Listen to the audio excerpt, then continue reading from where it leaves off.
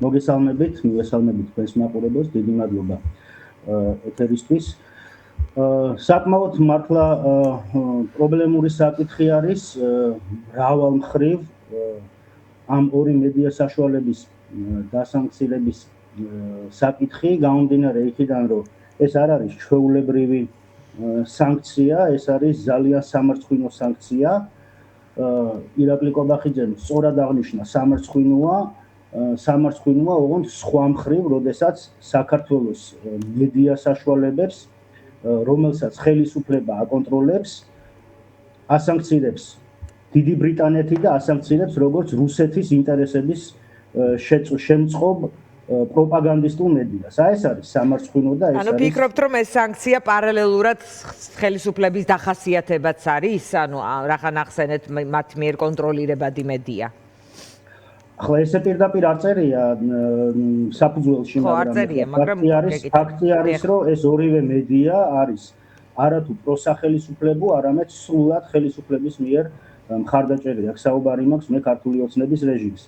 ანუ ამ მედია საშუალებებმა პირდაპირ განაცხადეს წლების წინ, რომ მათი საქმიანობის და ზოგადად მათი მედია პროდუქტი სრულად იქნება მიმართული ქართული ოცნების მხარდასაჭერად.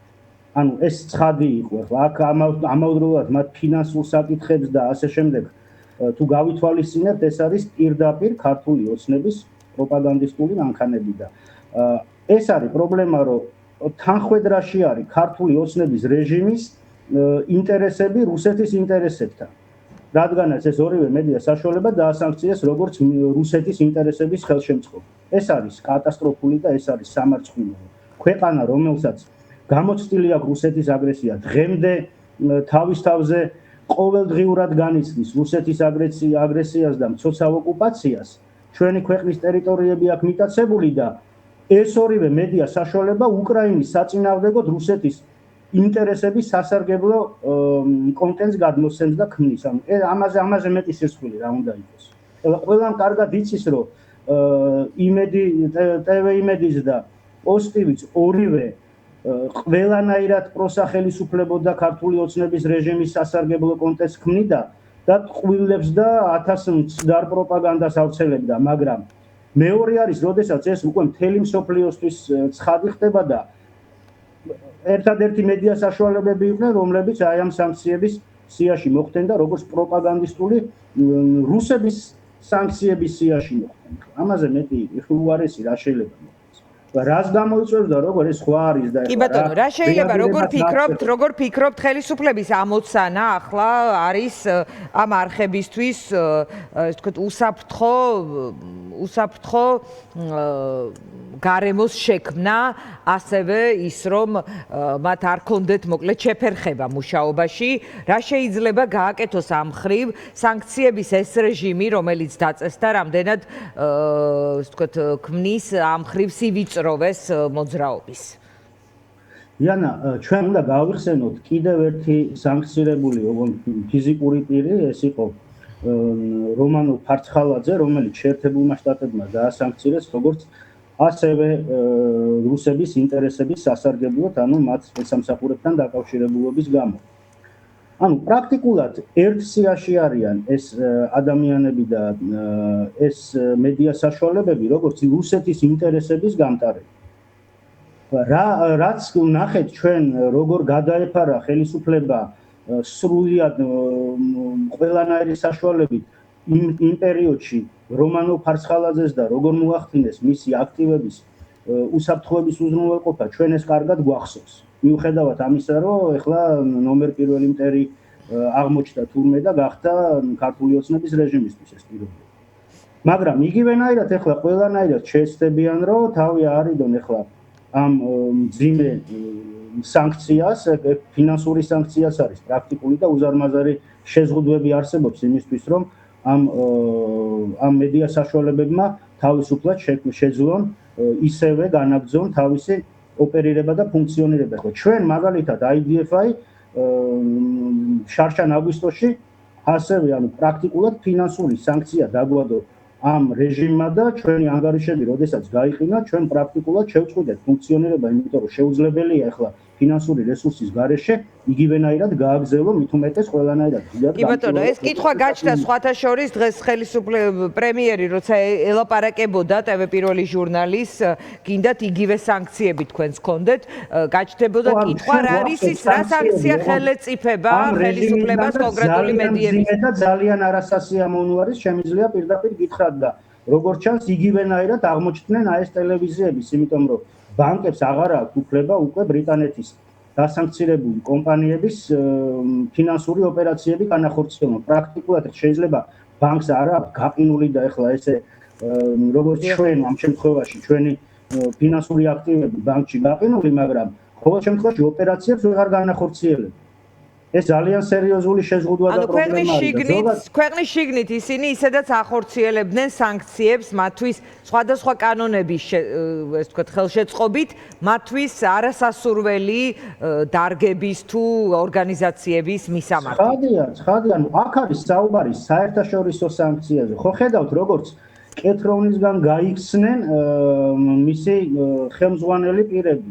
ხო სამეთვალყურეო საბჭოს 4 წევრმა მიმართა განცხადებით რეს რომ მათი ფუნქციები, მათ უფლებამოსილება. კი ბატონო, ეს შეიძლება თუ არა აღვიქვათ რომ ეს ორგანიზაცია კონკრეტულად რუხაძის ჯგუფი აღარ არის მართვაში, მფლობელობაში და შესაბამისად ეს უბრალოდ ამის გაფორმება. ამდენი წლის განმავლობაში იყო, ანუ სანქცია ეს არ არის ჩვეულებრივი საკითხი, რაც არ უნდა იყოკლოჩინონ ეხლა ამ ადამიანებმა და ქართული ოცნების რეჟიმის სპიკერებმა რომ არაფერს არ წარმოადგენს, ეს არ არის ეხლა სანქცია რუსეთისთვის თუ სანქციაა და სერიოზული პრობლემა არის ამ ტელევიზიებისთვის და ქართული ოცნების წარმომადგენლებისთვის ესეთი დარტყმა არ არის მარტივი გადასატანი.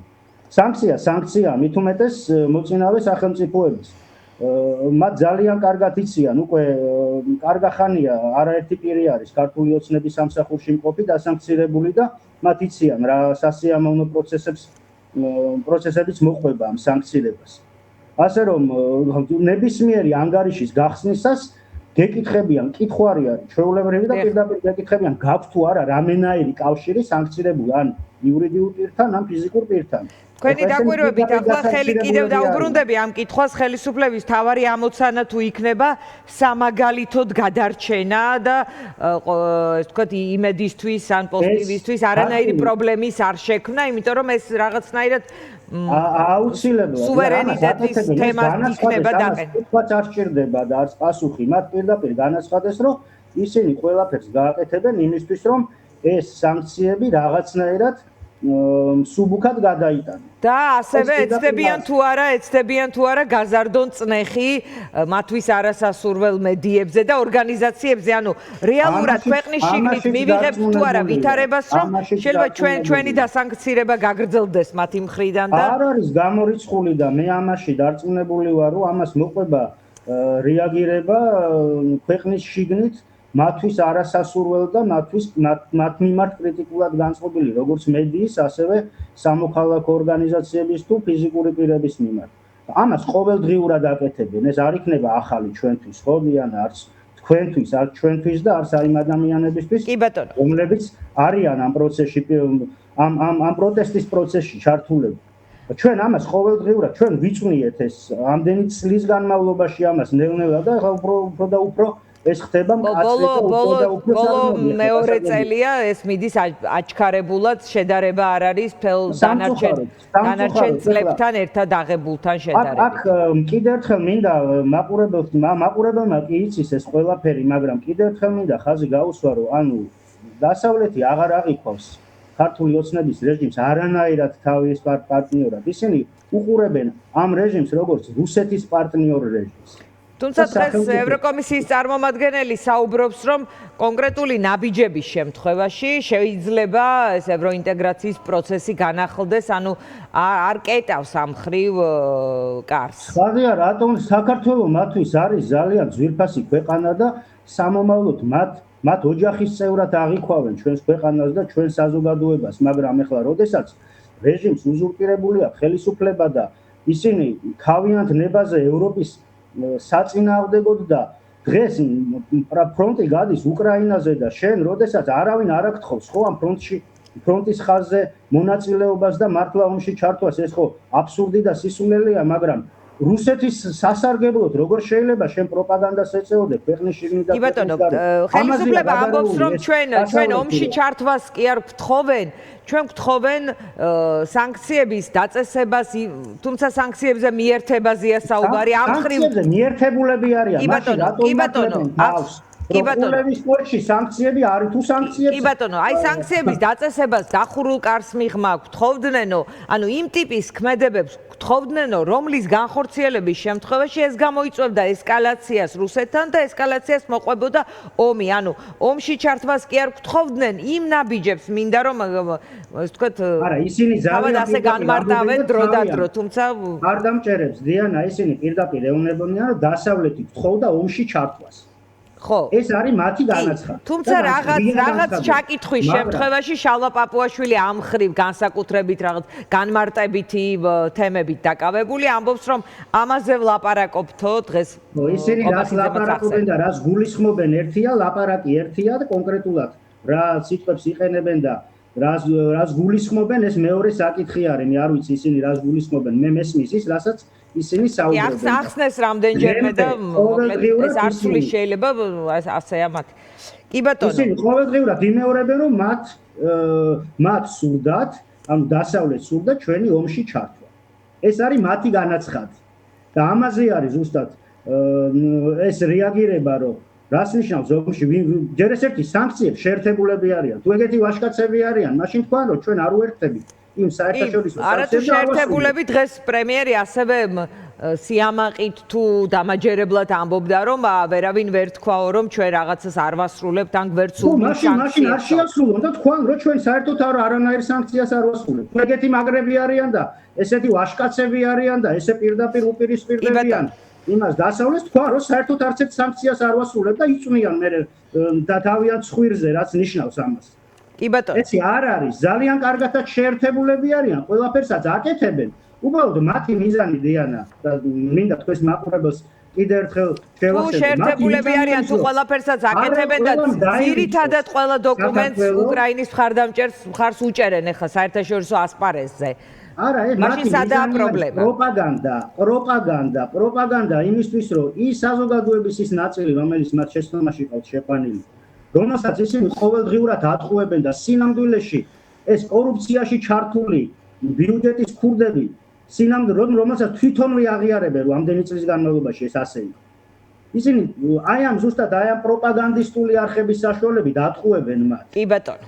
საზოგადოება შეყავთ შეცდომაში და დასავლეთი ჩვენი პარტნიორი და მხარდამჭერი იმიტომ არის რომ მათ უნდათ ჩვენი კარგი მომავალი, მათ უნდათ ჩვენი. როგორც მივხვდით თქვენ ამბობთ რომ პროპაგანდა არის მათი ამ ხრივ ყველაზე რთული თუ ჩავარდნა თუ სუსტი წერტილი. პრორუსული მიმართულებით. თავისთავად ახლა კიდევ უფრო გაუჭირდებათ, იმიტომ რომ ამ ორი უდიდესი მედია საშუალების დასანქცირება აი ამ პროსახელისუფლებო და პრორუსული პროპაგანდა ძალიან დიდ პრობლემებს შეუქმნის. კი ბატონო, მადლობა. გიორგი კლდიაშვილი პასუხობდა უკაცრავად ჩვენ კითხვებს რეკლამის შემდეგ.